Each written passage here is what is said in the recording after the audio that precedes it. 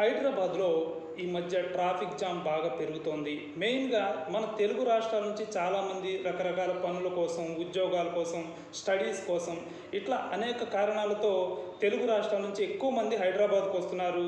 రోజు కొత్త కొత్త వాహనాలు, చాలా వాహనాలు రోడ్లపైకి వస్తున్నాయి.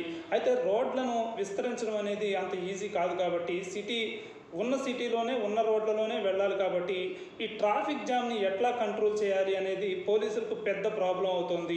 అయితే ట్రాఫిక్ అయితే కొంతవరకు క్లియర్ చేయగలుగుతున్నారు కానీ ఈ రాంగ్ రూట్లో వెళ్ళేవాళ్ళు అసలు రూల్స్ పాటించకుండా వెళ్ళే వాళ్ళ వల్ల చాలా ఇబ్బంది అవుతుంది. ఇట్లాంటి ఈ ఘటనలు ఎక్కువైపోవడం వల్ల ఈ రోడ్డు ప్రమాదాలు ఎక్కువ జరుగుతున్నాయి. ట్రాఫిక్ కూడా ఎక్కువ అవుతుంది. కొంచెం వర్షం పడినా ఈ రోడ్ రూల్స్ పాటించకుండా వెళ్ళే వాళ్ళ వల్ల మొత్తానికి ట్రాఫిక్ ఎక్కడికక్కడ ఆగిపోతుంది. గంటలు పడుతుంది. ఈ మధ్యకాలంలో మనం చూసాం హైదరాబాద్లో భారీ వర్షం పడినప్పుడు 3-4 గంటలు కూడా ట్రాఫిక్ నిలిచిపోయింది కొన్ని చోట్ల.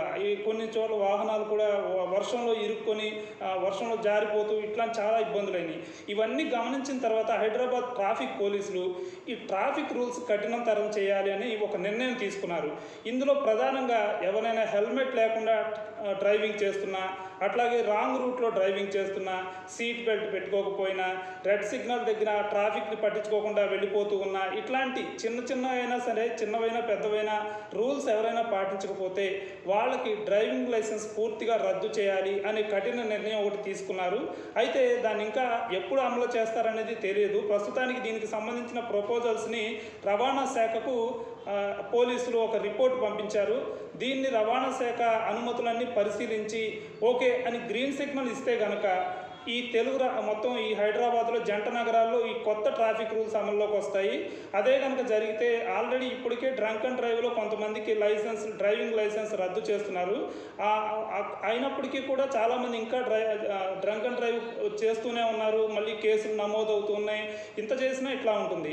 అందువల్లే ఈ కఠినమైన రూల్స్ తేవాలని అనుకుంటున్నారు. ఈ కొత్త రూల్స్ కనుక అమల్లోకి వస్తే చాలామంది లైసెన్స్ రద్దు అయ్యే ప్రమాదం ఉంటుంది. అందువల్ల వాహనదారులు ఈ రూల్స్ని త్వరలో ఈ రూల్స్ అమలవుతాయనే ఉద్దేశం ఉంటుంది కాబట్టి ఇప్పటి నుంచి జాగ్రత్తగా రోడ్ డ్రైవింగ్ అనేది చూసుకుంటూ వెళ్తే మంచిది. కొంతమందికి అక్కడ యూటర్న్ లేదు అని తెలియక గబుక్కున యూటర్న్ తీసుకుంటూ ఉంటారు.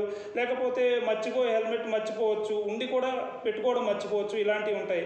సో అట్లాంటి వాళ్ళు గబుక్కున వాళ్ళ డ్రైవింగ్ లైసెన్స్ రద్దు అయితే వాళ్ళకి ఇబ్బంది అవుతుంది.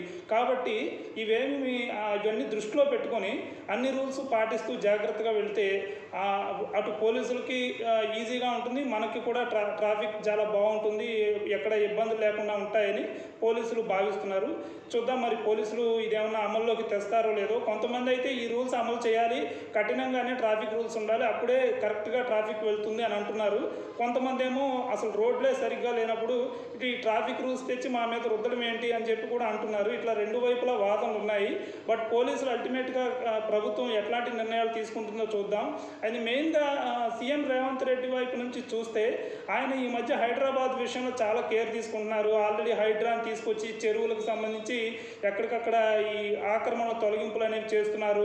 అట్లాగే హైదరాబాద్ని మరింతగా సిటీని విస్తరించేందుకు ప్లాన్స్ చేస్తున్నారు.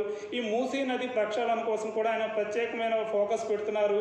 అట్లాగే రియల్ ఎస్టేట్ని మరింత విస్తరించడానికి ట్రై చేస్తున్నారు. ఈ మెట్రో రైళ్ల వ్యవస్థను కూడా ఇంకా మరిన్ని నగరాలకు విస్తరించేలాగా ప్లాన్స్ ఉన్నాయి. అలాగే శంషాబాద్ ఎయిర్పోర్ట్ వైపు కూడా మెట్రోని విస్తరించాలనుకుంటున్నారు. ఇట్లాంటివన్నీ చేస్తున్నప్పుడు హైదరాబాద్ మరింత విస్తరించే ఛాన్స్ ఉంటుంది కాబట్టి ఆటోమేటిక్గా వాహనాల సంఖ్య కూడా ఇంకా పెరిగే అవకాశం ఉంటుంది. అందువల్ల ఈ పోలీసులు కూడా ఇప్పటి నుంచి ఇట్లాంటివన్నీ రూల్స్ అన్నీ పర్ఫెక్ట్గా అమలయ్యేలా చేయాలని ప్లాన్ చేస్తున్నారు. సో ఈ ప్రపోజల్స్ ఎప్పుడు అమల్లోకి వస్తాయో త్వరలో ఒక అఫీషియల్ అనౌన్స్మెంట్ వచ్చే అవకాశం ఉంది. చూద్దాం.